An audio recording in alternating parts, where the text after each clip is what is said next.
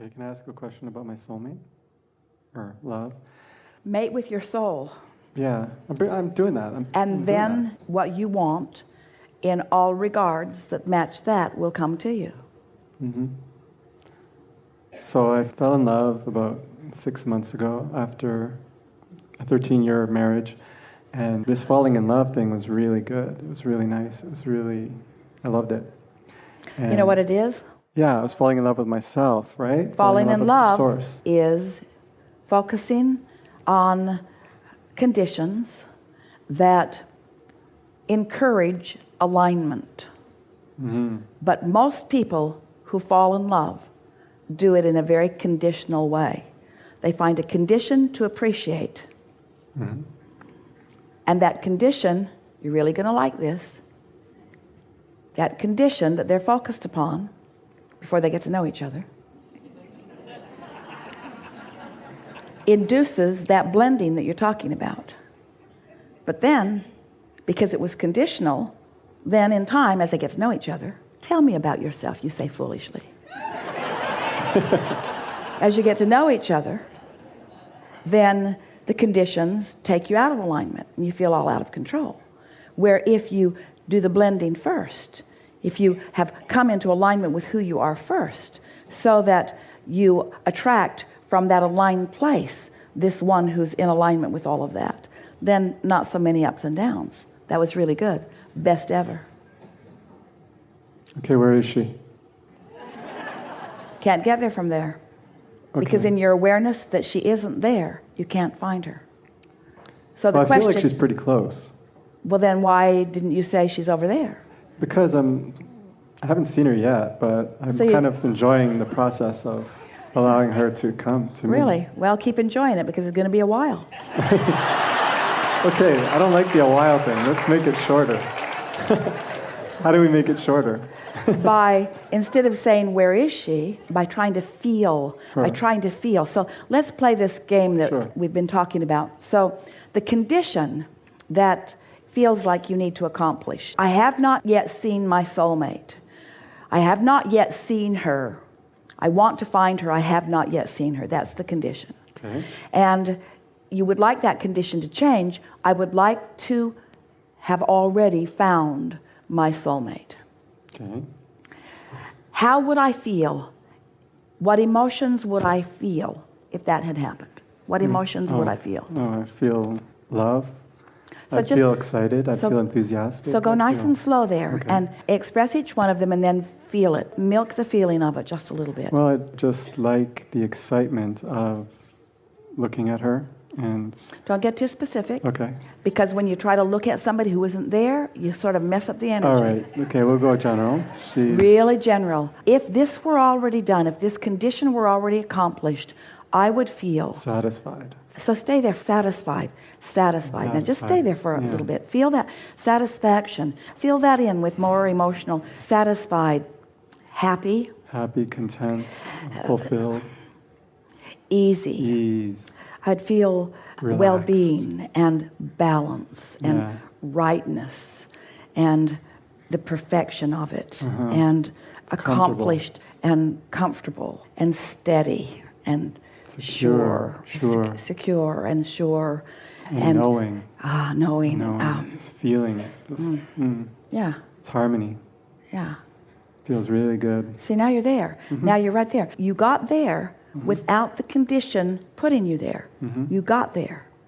You got there. And just do that. Just keep doing Just that. keep doing that. Just keep doing that.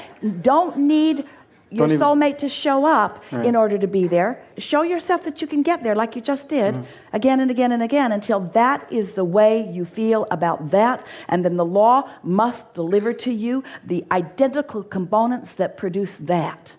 And can you feel how those emotions took care of everything? In other words, the security of it, the well-being of it, the rightness of it, the perfection of it, the harmony of it. In other words, you didn't have to get out your big long list that you don't believe. I can get specific though, right? After doing that. You could. You could, and it might even be a good idea once you know you're really there, but not to make it happen, but because it's fun to do enjoying it. Right. Exactly. Yeah. Not to make it happen. That's the distinction. When you put all those words in to try to convince yourself, they work against you. But when they are words that are inspired, now this is the thing that we really want you to understand. So you took the condition out of it by deciding to focus upon the emotion.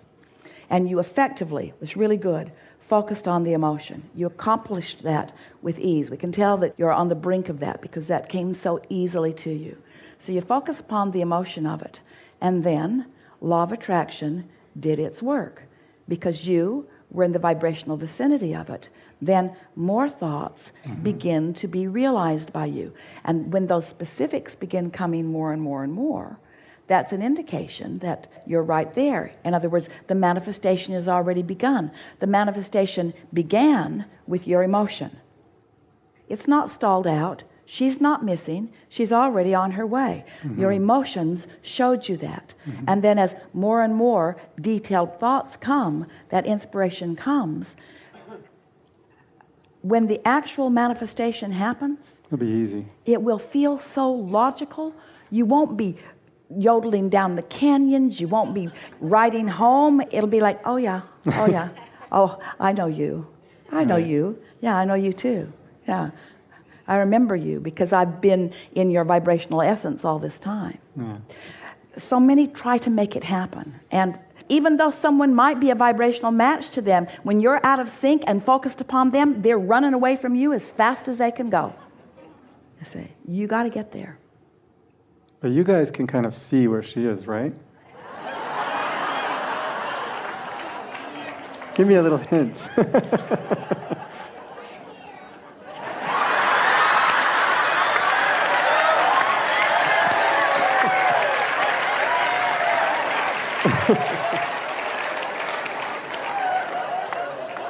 See what you get when you try to force it? No, I don't want to. I don't want to force it. This is my first time being in front of you. I want to take advantage. Well, it's natural to want as much as you can find, but feel how it gets a little out of kilter when you ask for more than you're ready to hear. Okay. That's where that effort factor comes in and sort of bites you. So what you want to do is be as specific as you can be and still feel good. As specific as you can be, still feel lighthearted. As specific as you can be and still have fun with it. You don't want it to get serious because when it gets serious, then you're out of whack. Yeah. So do we know what's in your vortex? Yeah. Yes. I know you do. Yes. Is it close by?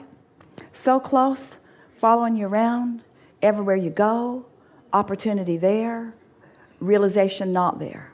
Because before just now, what was most active in your vibration is, I don't know where to look. If you trust that your inner being does know, and you're not saying, well, if you know, tell me, if you know, tell me, if you know, tell me. In other words, if you're saying, I know you know, and it will unfold perfectly. Perfect for me, perfect for her, perfect, perfect, perfect, perfect, perfect. Perfect. Trusting. It's just trusting. It's trusting and allowing. Trusting what? Trusting your own emotion. Trusting that Source knows. In other words, you said to us, do you know? And then you answered your own question. Yes, you know. You know. But then did you feel that little thing come in? Why don't you tell me? Yeah. Why don't you tell me? Why don't you tell me? And this is the thing that we want you to hear. We are telling you, we are telling you, we are telling you, we are telling you, we are telling you, we are telling you, we are telling you. And if we were mean like you, we'd say, why don't you hear? Why don't you hear? Why don't you hear? Why don't you hear? Why don't you hear? But instead what we're saying is, you'll hear when it's right. You'll hear when you know. You're putting more in the vortex. You're clarifying still further. You really want the journey. You really do want the journey. I do. I'm enjoying it. When something manifests, when something manifests that's been in your vortex for a while, and it actualizes in your experience, you realize it fully, and you begin to notice the depth and breadth of it, and you realize how many things that your life carved out for you that you desired that are being satisfied here, so that a relationship like that continues to feed you and nurture you for decades and decades and decades and decades and decades.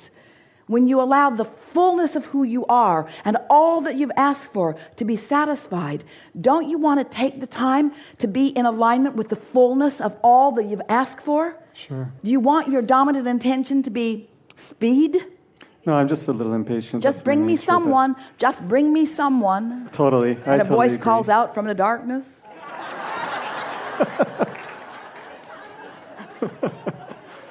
Yeah, you're right. I mean, I am enjoying the process. I really am.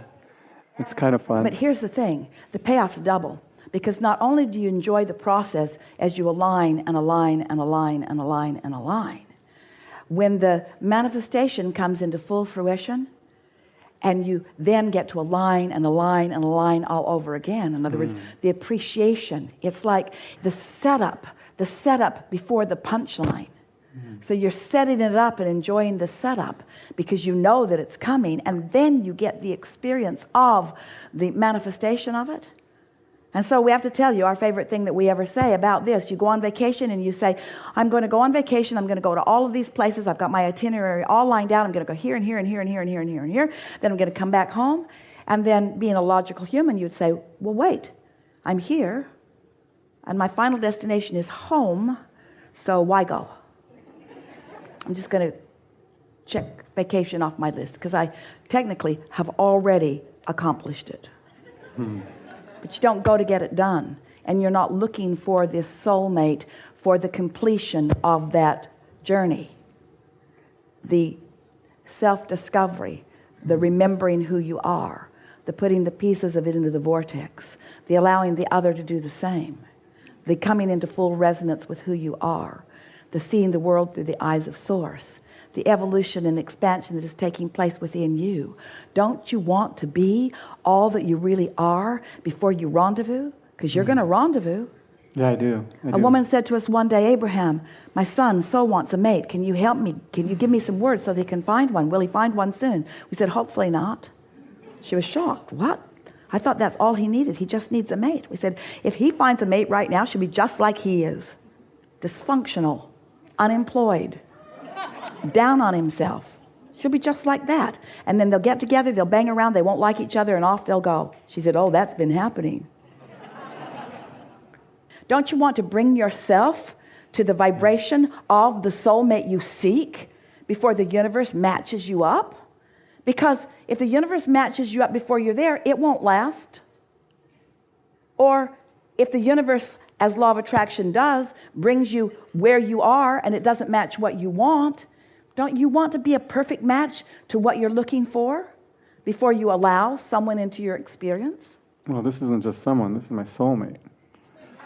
So I'm going to be in alignment with her. So let's talk about that. Yeah. So your soulmate is a vibrational match to your soul. Yeah. You got to be too. Mm-hmm.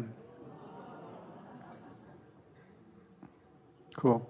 What if your soulmate is on her way to matching up? That's pretty cool too. Want to meet her before she gets there? Maybe she not. doesn't want to meet you before you get there. Right. So let's just let it happen, right? Give her time. Yeah. You take time. Yeah. Enjoy the journey. Talk about it later. Cool.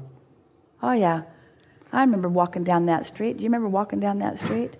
Jerry and Esther, after they got together, they were driving down Ashland Avenue in Fresno, California. And Jerry said, I lived in those apartments. And Esther said, I lived in those apartments too. Wow. Esther said, when did you live in those apartments? He told her.